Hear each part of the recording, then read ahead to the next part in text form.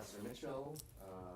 I'll let them explain really briefly their faculty expertise here, and Professor Dollar-Hyde.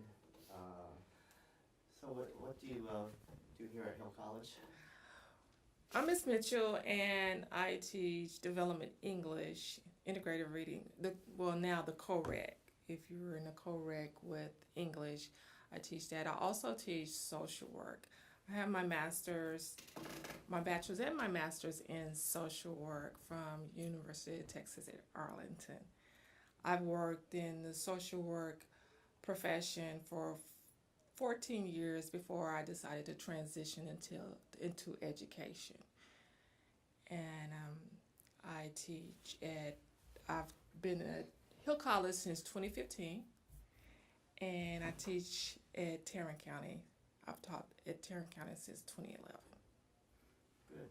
Mr. Dollar-Hyde? And I'm Professor Dollar-Hyde. I teach right here at Hill College. In fact, I started at Hill College in 2015. And I was at the Cleburne campus for a couple of years, and then came here. I like it here. Yes. And so I teach sociology here, marriage and family, and intro to sociology. And Dr. Mike and I both attended University of North Texas. I did too. Oh, really? Okay. We'll be a little biased one. Yes. One side here. Okay, so the topic we're going to talk about today is about race, but more specifically middle class African American families, and I guess the hypothesis is that middle class African American families have the same life chances and standard of living as dominant majority families. And I guess maybe the class and us will take that, I guess, what do you call it, null hypothesis that they are equal. African American families have the same life chances. The middle class African American families have the same life basically as dominant majority white families.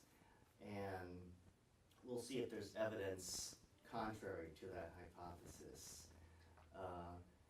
And I wanted maybe each of you maybe to give your opinion on that, maybe professional opinion. And I don't want to get into specific theory or literature, just maybe your professional opinion on the topic, and then we'll just discuss questions and that kind of thing. And our experts here are speaking not as members of the groups, but as experts in their field, not only in the literature, but also as frontline, workers in these areas too. So, I don't know, Professor Dollar-Hyde, do you want to give your maybe opinion on that topic? I don't know if this topic has been kind of raised. I've never really heard of this specific topic, but do you think it's a valid topic? What do you think of that? I think it's a valid thought that may fly around somewhere in our community, but I think also it's a valid excuse for not looking at society the way it really is. I don't see how, given the history of race in America, that we could ever think that any socioeconomic level of African Americans would have the same life chances as those who are, Anglo Americans, maybe the same life chances as Hispanics or the same life chances as other minority groups, but certainly not the same life chances. And when when you talk about life chances, I know you know what that means. You have the same opportunity to enjoy the goodness in the land that everyone else has. And there was an old saying that, well, you know, I pulled myself up by my bootstraps, so why don't you do the same? You know, I work, I pulled myself up. Well, a response to that by, I think it was Frederick Douglass many years ago, was you can't expect a man or a woman to pull themselves up by their bootstraps when they don't have any boots. And so we, to look at African Americans in the middle class having the same life chances as majority groups in this country is to ignore a lot of things about our society that would still hinder any minority group from having the same life chances. What's one? Well, we know one is education, and we use that excuse that, well, now everybody has access to education. Everybody. Before you proceed, maybe the term middle class could use some definition. I was too. about to say. Yes. You know, is it just income or does it include education? Okay, That we is a know problem. if we're speaking of socioeconomic middle class, we know that it includes, definitely is based on income, but it's also based on access to income. How do you get access to income? Education, of course, we know is one. Your ability to work is another one. And what else would you say is included in that middle class, socioeconomic middle class? We normally base it on income and wealth. The tools, you know, that's kind of the problem. The tools, Well, is it the tools or is it the goal itself? That's okay. kind of an So, issue. but how do we define middle class in this country? We base socioeconomics just on status and Income. income. You know, your status within a society and your income. Yeah, I think many people will just look at income alone. and say, there you have income, why aren't you Right. happy? You know? Yeah. But status has a lot to do with it. And one being is, as I was going back, when you look at the middle class or even socioeconomic levels and groups in this country, you have to look at certain things. Of course, education, as I was saying, we all have access to education.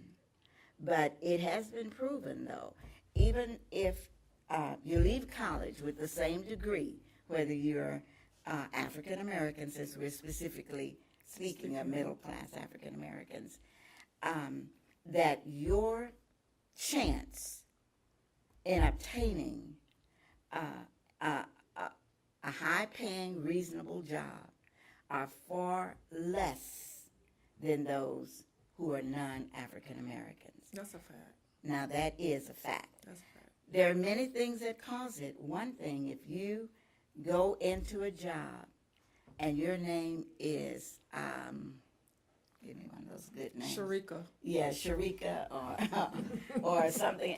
You're less likely. LaTanya. You're La. less likely. And what about the guys? Reggie. No. That's a good one. That's Joaquin. kind of yeah, that's a good one. You're less likely to be called back from an interview than if you have a nice name like Amy. To laugh at these things, you know. Yeah, I don't know if yeah, we're supposed to yeah. laugh. And we never think about these things, but those are life chances that if we both have the same degree, we both finished the same college, and my GPA may have been just a little bit higher than yours, but my name doesn't fit with the nice standards that we have for this country, I'm less likely to be called back. That is a fact. So what does that do? That weighs on my life chances, my ability to enjoy the things in this country that the majority group can enjoy automatically. I can eventually get there if I keep stabbing at it and keep going, but I may have to apply 10 times more than another person who finished school with me. So that's just one of the things we tend to think that things are equal. Because you have the same access to education as I do, your life chances are the same. Not true. It's because of the makeup in our society from what we've carried over from this old racist and racism that we experience. Now, we hate to talk about it. We don't like to talk about racism. But it's like an elephant in a room. It affects my life chances. It affects my relationships and interactions with others. I'd like to piggyback on Yeah. you talking about education in terms of African Americans. Even if you go to a predominantly African American school, we call it HBCU, historically black universities, it can be challenging when people look at their resume and it was like, oh, they went to Prairie View or they went to Spelman compared to UT Arlington or UT Austin. When I was, just giving you an example of me, I went to a predominantly African American high school in Fort Worth. And I was told in the 80s that you cannot, I was told by my advisors that you cannot go to a predominantly white school because you won't make it. You have to go to a university that will embrace you. But because I'm a daredevil and I don't listen, and I went to University of North Texas first, and then I ended up graduating, transferring to University of Texas at Arlington. But were there adversities? Many.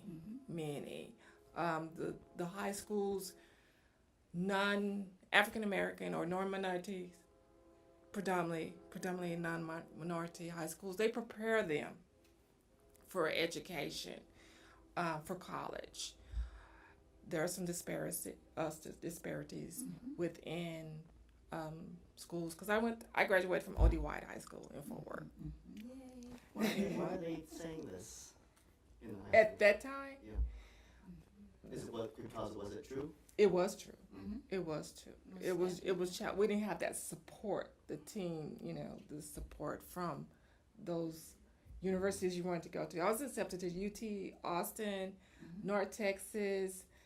I was accepted to predominantly majority universities, but I wanted to go to those universities. I did,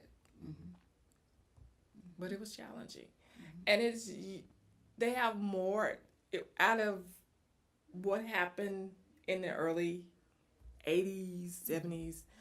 We have more support within predominantly white universities. So getting back to the middle class. The middle class. What do you think about that? Yes, I agree to a certain extent. In terms of the getting the jobs.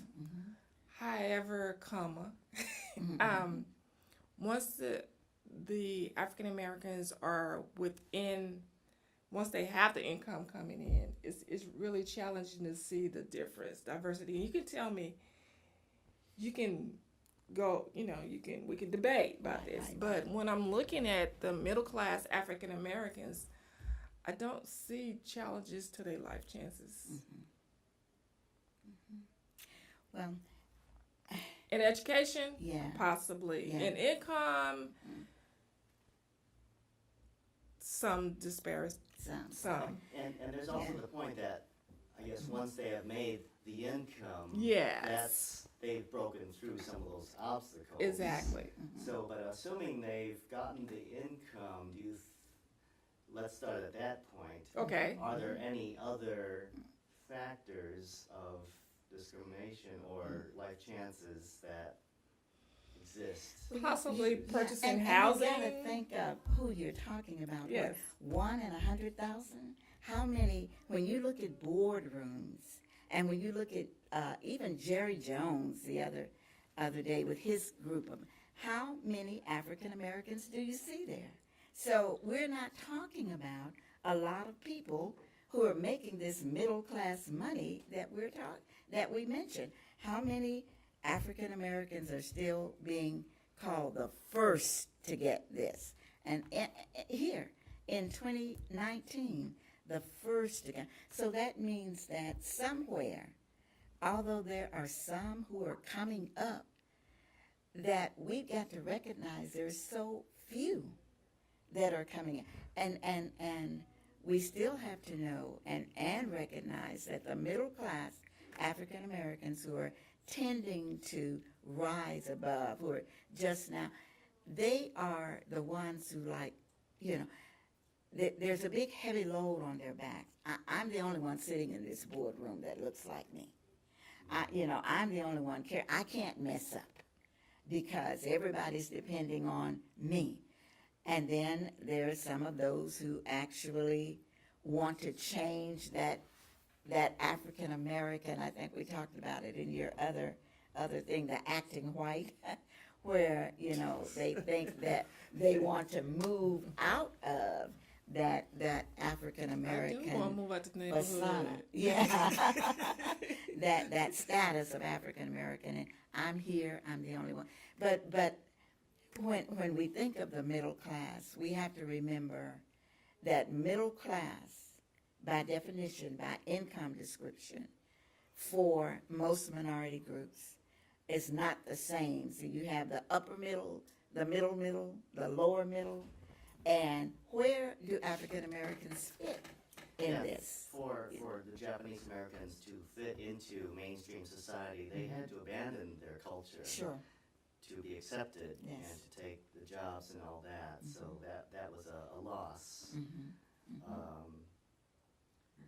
I lost I was going to think of something else, but and we still know that color plays a big difference. For instance, since you mentioned the Japanese Americans, and not only had to abandon their cultures, Mexican Americans, Hispanic Americans, African Americans, pretty much had to fit into the majority culture in order to be accepted. It's called get in where you fit in. Yeah. I wonder if that's a phenomenon of conservative blacks, if that's a phenomenon that.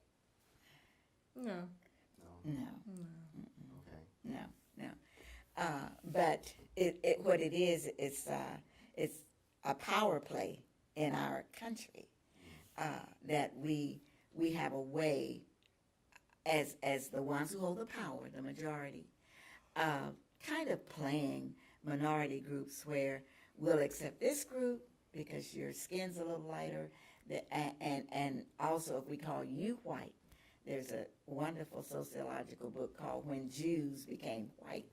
It all had to do with increasing the number of what we call the majority group. And it's something that we just, everyday folks don't even think about. But people in power know what they're doing. They know what they're doing when they take the lighter skinned groups and then they make them a part of the majority. That keeps the number of those considered majority in this country in the majority. But your color has a lot to do with that. Now, you see, we couldn't take African Americans and make us a majority. It's just not going to happen. But you can take maybe some Hispanic, Latino groups and make them the majority. Seems like it's so unimportant, but it has a lot to do with that middle class, with that ability to move up in this society, in our society. So I guess you have to articulate very well as an African American and to act white because it's very important that you're proper. Yes. Do African Americans have a switch code when they speak? Yes. They speak two languages. Ebonics. Yes. Ooh, girl, I'm tired. I know. Just let it hang out. Yeah. I had a busy day today. Yeah. And sometimes when you're around your peers, you don't want to appear. I mean, you got to let it hang out. This is something economically something that might be hidden. You can be pulling in an income but have low assets and wealth. Yes. And I don't know if that factors into Middle the class. social middle class, but that is something that might not be as visible. You know, you could be showing that you're making 50,000, 70, 100,000. But you're living from paycheck to paycheck. Yeah. Yeah, and you may not be able to buy a house, you don't have the assets, but I showed the class last time the stats on assets, net worth, and African Americans have, you know, like 1/10 the net worth of whites. I think that's just information. I have to say that maybe from like my dad, who just died in December, he was born in 1941, and it was always ration. He was always like, go to work, go to work, go to work. But it's more than just go to work. Yes, you go to work, but you want a job that pays well. You go to work, or you get second jobs, or you get third jobs to make it happen. But you also have to teach, like within our culture, you have to teach them how to save. Yes. Because sometimes when you become middle class, you say, I've arrived. Yeah. And you really haven't arrived because the bills still keep coming. You know, Yeah, but there have been a lot of obstacles in wealth, passing on wealth. Like, exactly. And that has a lot to do with home ownership, and that's been prevented with African Americans. So wealth has not. Our finances has been a challenge in teaching people, you know, and what it's you need not to the do. individual's No, fault. no, It's no. been legal obstacles that make African Americans look like they can't save. Exactly. That's it.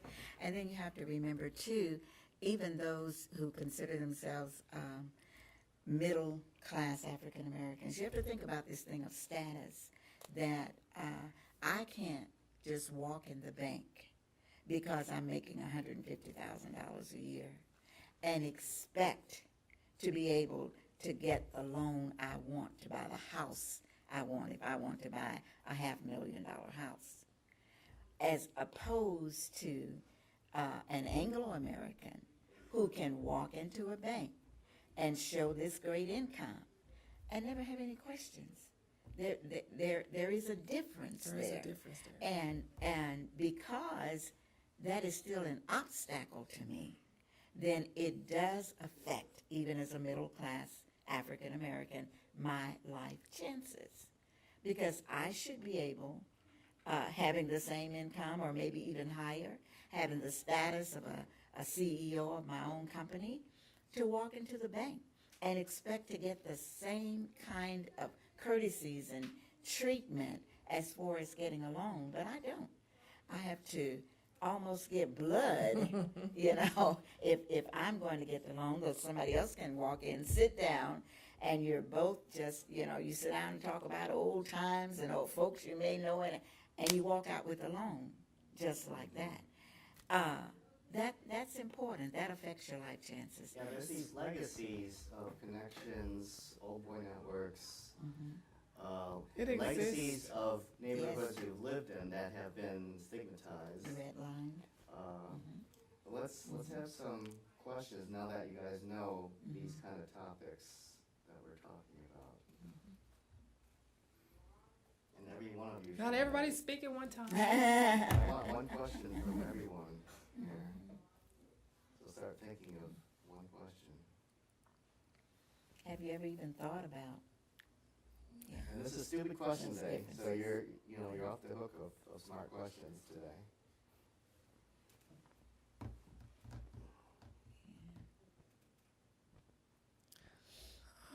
Changing anytime soon, like for the better, or? I see it changing. Oh, yes. For the better. Yeah. Because I see where there are programs within the community that are created to help people in terms of housing.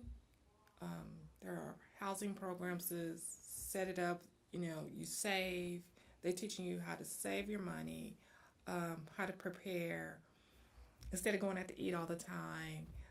Maybe cook at home, or just there are programs that have been created even through banks. I think one of the banks, Compass Bank and Bank of America, have been really good at that. And I think Wells Fargo has started a bank to help minorities or African Americans get homes ownership, because that's very important. Because we can get a car. We can get a car. Oh, We yeah. can get a car. You don't even have to Yeah. have a job. You can get a car. Yes, It's kind of that's right. unfortunate. But Yes, yes. but in terms of housing or small businesses, yes. Yeah, my question would be, it's for African American, are they waiting for the community, for the society in general, to extend a hand and help them, or they are initiated by doing that for themselves? That's a good That's a question. great Yeah. question. Why Because- not to wait yeah. for the other to help Right, you? Why and it not? kind of, it goes back Mentality. really to Yes. just what you said about, there are agencies now, like banks, even the federal government, that's opening up programs for African Americans, but that is still not getting to the heart of the problem. In fact, it may be separating the races or minority majority groups even more, because we look at some people being able to get, well, I didn't get a handown, or you know, Or they're separation helping within them the out. race. Yeah, even within the race. But and then we look at, well, even the food stamp program, and they help minority people more. And when you look at the facts, the majority group gets more, benefit more from food stamps and the welfare program than the minority group. But because there are these programs out there that are beginning to help minorities move from lower class poverty level maybe to upper lower class, we have to remember that government programs will not help you obtain wealth. No. Yeah, you're talking about like equal treatment versus equal outcomes. Possibly, Yeah. possibly. And also, I don't think you become middle class by accepting Handouts, welfare no, programs. definitely not. Definitely It's a not. mindset, It is. stuck mindset. Yeah. Also, there's, as we become more, what do you call it, rational, Weber's rationality, and less people decide personally these kind of things. On one hand, rational calculations reduce personal discrimination on these economic decisions. But on the other hand, these institutional discrimination still exists. Now, how does that happen, that minorities still get discriminated institutionally? Well, because maybe you're living in a historically discriminated neighborhood, that may kick in algorithms that, oh, this is a poor risk, area, and these things still will discriminate because you are living in a bad neighborhood, and you can't escape these endless circles. And when you move to better neighborhoods, because see, it's best not to sugarcoat what is actually going on, and I'm not a sugarcoating person. But when you move to better neighborhoods, for instance, African Americans who move to Frisco, and they wake up in the morning and written all over their houses the N-word, or they're told to get out, or kids go to school and put on blackface because they're in an area where they feel African Americans shouldn't be there, or it's still okay to poke fun at African Americans. So actually living in a red-lined area that's predominantly black still does not protect you from getting the raft of racism, and it becomes a mindset. Is it getting better? It's your question. I believe that it is, and the only reason I think that it's getting better is because we're beginning to have dialogue like we're doing now all around We have groups that are talking, where before, just like you said, you never thought about it. I live a certain way. It just never bothered me that other people have problems living this way. You know, we call that privilege, white privilege, that many refuse to accept. But this is my lifestyle. You know, why can't you live this way? You know, we're both working, making $11 an hour at McDonald's. I'm doing okay. I can get an apartment. Why can't you get an apartment? There's a set of dynamics that we have to look at that we never thought about that is occurring. And let me just say this real quickly. There is a difference in any country between wealth and income.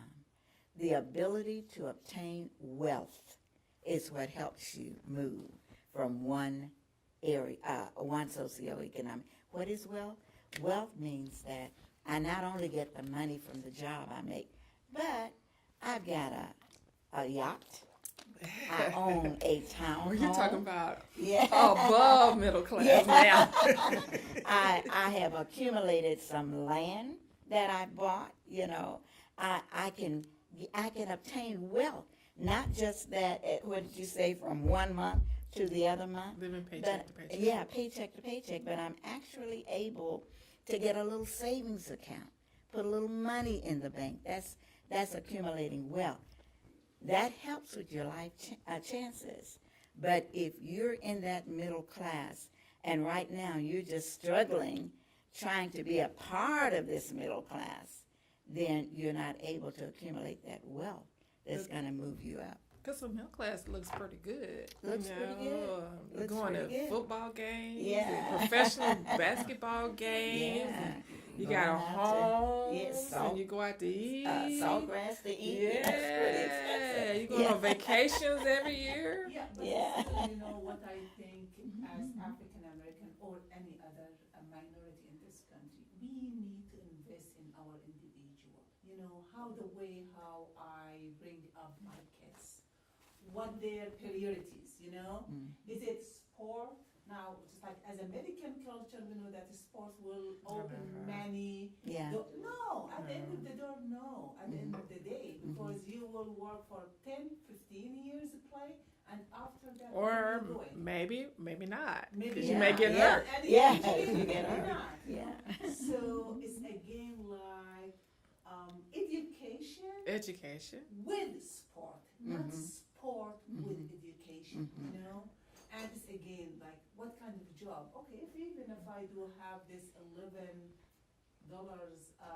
per hour job, Mhm. it is not the the end of my or the ultimate goal. Yes. You know, just like to help. Yeah. Yes.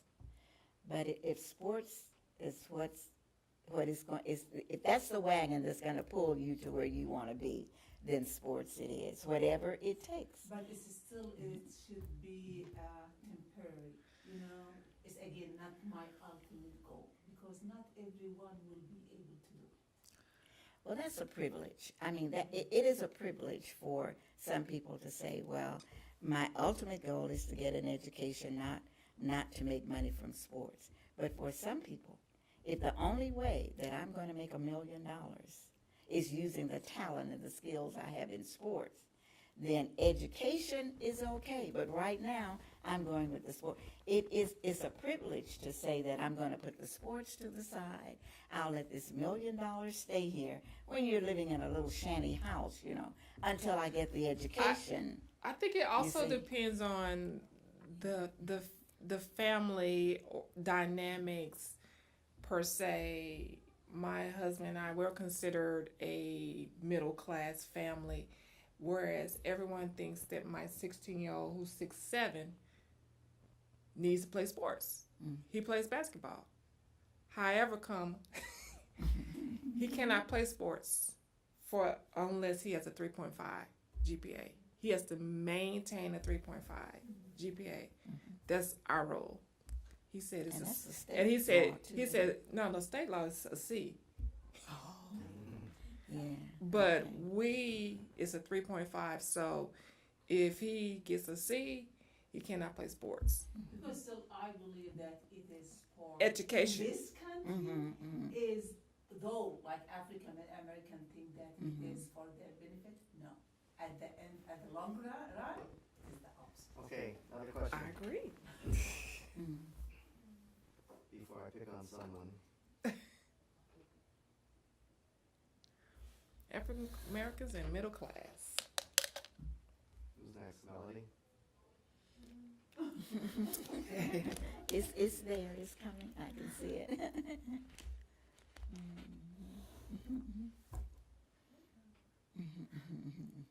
Becca. Do you think the group Black Lives Matter really helped? I'm sorry. Do you think the group Black Lives Matter really helped? I really do not be, just me personally, I do not think I do. so. I think it has helped because it has started a conversation.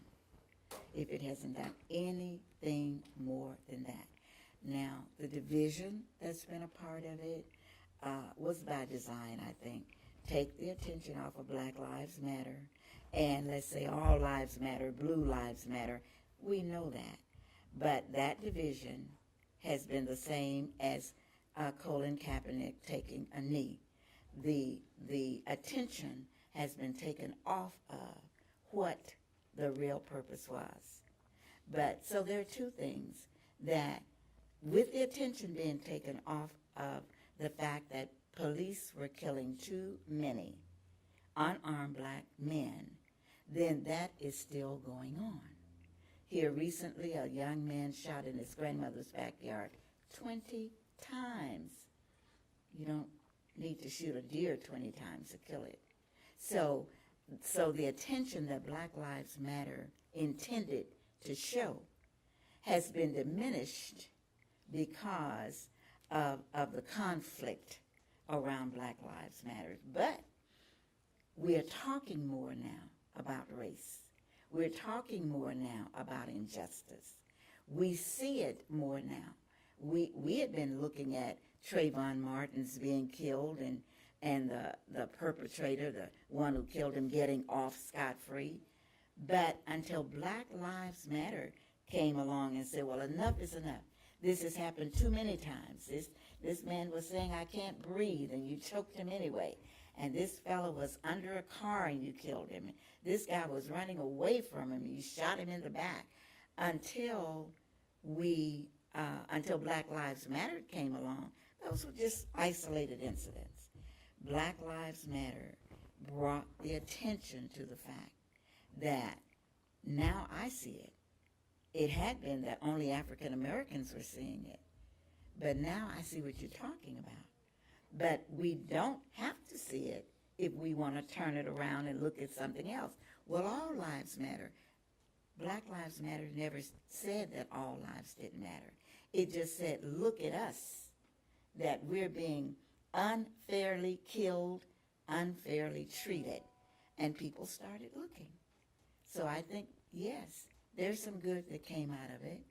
And no, it has caused a lot of controversy. So it's it's up and down. So Ms. Mitchell, is in social work, do you think a big goal is to get people into the middle class? Is that, or is that, no? No. I've seen many people dependent upon the social services, and they become stuck. It's a mindset to get people or to motivate people to get great jobs. There was a program at Welfare to Work. It was really good program at Tarrant County College, where you would get mothers, you would put the children in child care, mostly minorities. You put the kids in child care, you still get your food stamps, you can still get your housing. However, they're preparing people to go to work. So when you go to work, you have to have a certain income, not $10, not $12. This program knew that you had to have at least $20 to $25 an hour for this mom to take care of her children. So these women prepared for, was it medical billing? I want to say it was medical billing, medical coding, and science jobs within the science, the medical field. It flopped. It flopped because the mentality was the women graduated, they had a graduation, the corporate jobs were hiring them, corporations were hiring them. They were making $20, $25 an hour. But they took away the child care. They took away the food stamps. And now they have to pay for the housing. It's kind of like the net zero. Nothing. So they felt uncomfortable, and a lot of them quit their jobs and went back to welfare. Mentality. What do you do to change a person's mentality? Create it again. That's a challenge. Yeah, If you've been living in it, yeah, it's a lifetime of certain incentives. the person in their environment. So Okay, other questions? I guess I'm curious, is there like a specific like obstacle or obstacles that you face like every day as just like an African American? yeah, when I came to Cleburne, no, just kidding. It was a joke. Really? If it's not, I'm listening. I don't know. That's pretty much why when I graduated from high school and I wanted to go into a diverse university, a diverse environment. I grew up with African Americans. I went to school with African Americans. I played with African Americans. So when I went to North Texas, I tell my students this all the time. I was like, oh, wow, there are different people. And when I came home for the holidays, and you going to that white school, you going down there to where you proper and everything. But I enjoyed it because I met more than just white people. I met people from different countries. I even was failing chemistry, and I connected with, I shouldn't say this, but I connected with an Asian group to help me with my chemistry. I connected with, it taught me how to work with others from different races and different cultures. And I wasn't trying to be white or act white. I was just trying to get a good grade. And even to this day, I get criticized from some peers and some family members. Ooh, you don't be driving down to Cleburne and Hillsborough because they'll get you. Cause So, I'm really ignorant. Are those considered really white towns? Or? Yes. It's their history. That's It's the history of the it. town, the way they treated African Americans, and the few opportunities that an African American can have if you move to Cleburne as an African American. Your job prospects very, very limited, if any. Not that you're not qualified or capable. It's just that, you don't look like most of the people who work in most of the places there. And so you're not hired, But does it make a difference? Yes, it makes a difference in that most African Americans remember the histories of the towns and the cities that we visit. And so, yeah, we're skeptical about being caught in some towns after dark, Yeah. Especially Glen Rose. Yeah, No. I know. and many I'm others, just- And it's just that it is very true that that African American parents do teach their children, girls and particularly young men, how to react when they're stopped by the police. Hands up. And, yeah, or out the window, or on the dashboard, or that kind of thing, where, and that's because of the history of the police in some of the small towns, but not just the police. See, there have been many African Americans who've been pulled and dragged out of cars and hung by what they call the Ku Klux Klan groups and all of those. Azle, he just said it's one of the towns that, African Americans say you don't want to be caught in this town after dark.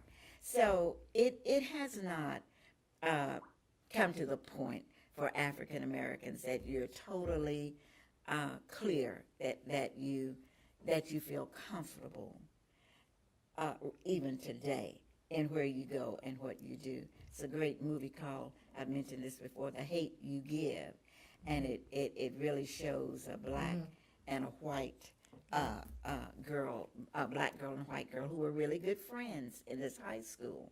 But when a racial issue came up, their friendship was stretched. It was challenged, and the white girl tended to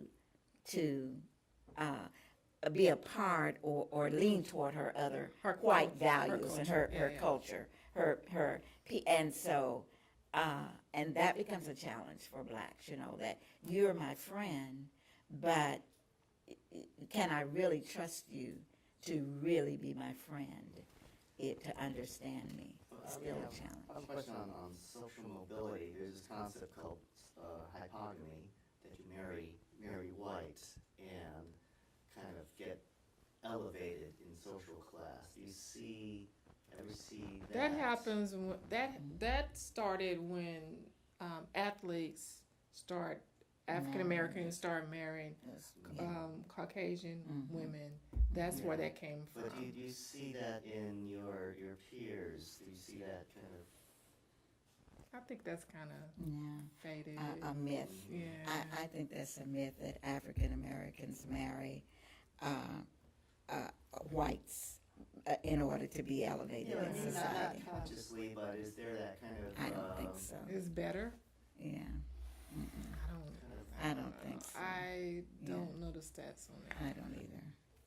Yeah. No, it is by Fanan, it's just like if you are African, not African American in general, during the colonization, the French, let's say, African, and the French colonies, they were like looking for marrying white women, and this is what elevated. It's just like becoming white. Right. And it's the same for the black woman to marry white. Yeah, I don't think so. Yeah. I don't think so. I personally don't think that there are black But that women who was think. during the colonization. Right, Now right, it's right. like it is a matter of choice, of love, of relations. And more and than given that. the history in our Yeah. country too, we have to remember the uniqueness of the United States and race relations. So I don't think that black women were so mistreated by white masters in this country that I just don't. I have never seen or witnessed or felt that black women will marry white men to elevate them out of the. I was considered, because of our skin color within our culture, we're considered house niggas. Yeah, House niggas. yeah. Is that better or worse? Or Better. Yeah. Okay. Because we didn't have to go outside and get all Right. in the sun. Oh, In- so you're in the light- field. so you're considered lighter. Yes. Okay. That's really Yeah.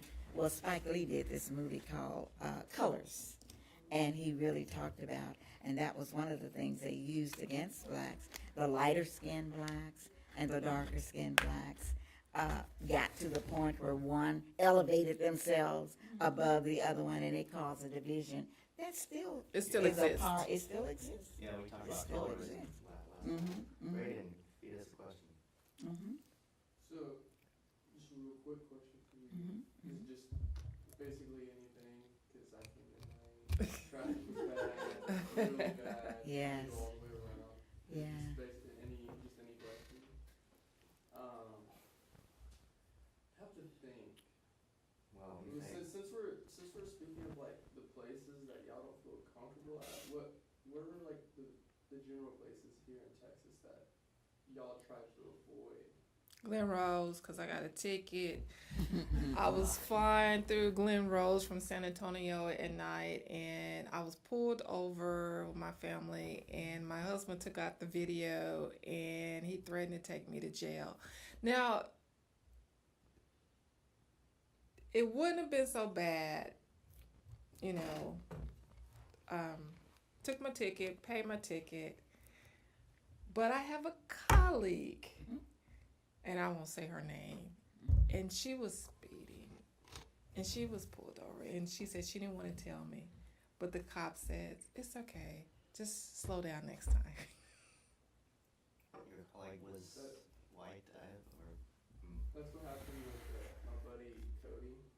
We just came back from Fort Worth. We were heading home, and I was in the back seat. There was 3 other people in the car with us. He's like, "Hey guys, I'm gonna go 100 on I-35." So he takes off. We're hitting 100, a little over 100. I'm like, "Dude, y'all, you can get." I wasn't even going that fast, but okay. No, we were going 100, a good 30 miles over the speed limit, and we ended up getting pulled over. And the cop went over his intercom, pulled over into this area over there by Chick-fil-A. So we pull over. We're all kind of like, "Oh no, we're gonna get in big trouble. We're going to jail." Cop comes up to the window. "So you obviously know why I'm pulling you over, right?" He's like, "Yes, sir." And basically was just saying license registration. Took it back, came back. He's like, "So you were driving recklessly. You were going 100 and a 70. You have your friends in here. You could have put them in danger. You put other people on the road in danger. But hey, I was your age at one time. I know the feeling. I'm just gonna let you go. I could have arrested you, all this other stuff, but I'm just gonna let you go. You'll have a good night. Slow down." You're so privileged. I was in the back seat. I'm like, looking at my friend, like, Yeah, I know. And see, Black Lives Matter would say that is privilege, you know, that had you been African American boys, you would have been Probably taken, shot. yeah, Killed. at least taken to jail. But there are no, I would say there are no particular towns. It would be old towns that many blacks and mainly our black young men have to be careful and conscious of, because I would have thought Keene, but I was pulled over for a ticket in Keene, and the policeman didn't even, I mean, he thanked me for my service. He saw the military, Purple Heart, my husband's service. He didn't want to see my driver's license. He didn't look at my insurance, none of that. Yeah. And so, I'm gonna get that sticker. yeah, I know. he just said, "Thank you for your We service." cannot You know? make generalizations Yeah. over that people still Yeah, have yeah. good people, good.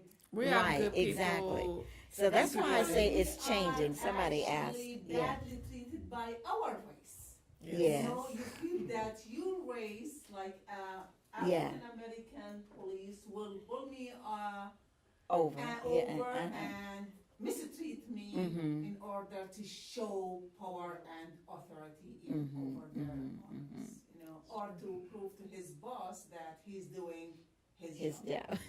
That happens. Yeah, That happens. yeah. Question though. So, do you think that? So this happened to me and my friends too. We got pulled over again, but it wasn't the same group. So you're gonna continue to do. Wow, you didn't stop hanging out with those friends. They gonna get you. This was another group. Oh wow. It was my best friend Arthur. He's a light skin, and me and my 2 friends were just. Let me ask you a question. Do y'all have, and within the white culture, do y'all have light skin, dark skin? Do y'all say that to each other?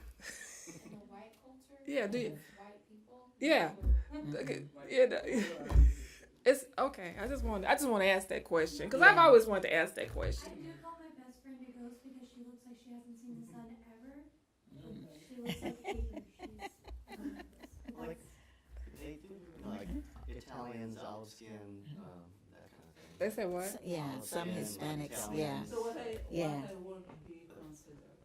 white. Oh, so. I think. Braden, quick. Okay. So yeah, so Yeah, we were driving yeah. and we got pulled over and the cop looked in and asked us his registration. He was speeding a little bit.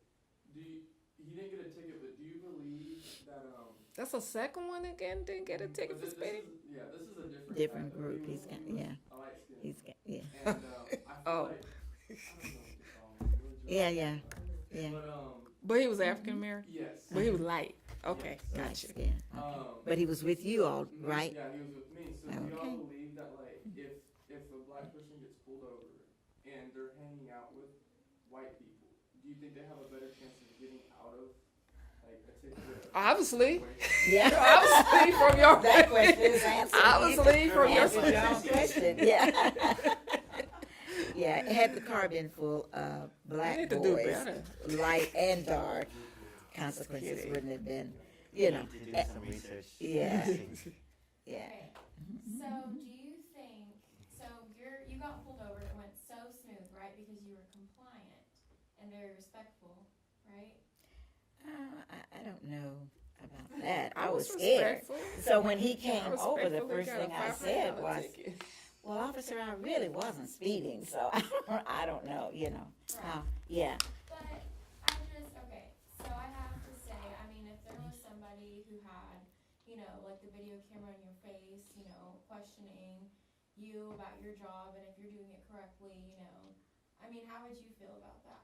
You know what I mean? That's kind of a myth as well, that if you're nice and you're compliant and you do what the officer says, but when the officers come after you in an aggressive way and you can't be compliant.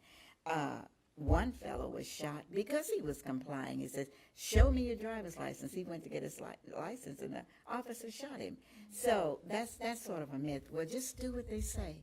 Just be nice. But that really doesn't work for all And races. you have to say, you're adult. We're adults. And they're, we know they're doing their job. We got that. But we're adults. I'm not a kid. I mean, if something comes over me when you put me in a situation where I feel like I'm a kid.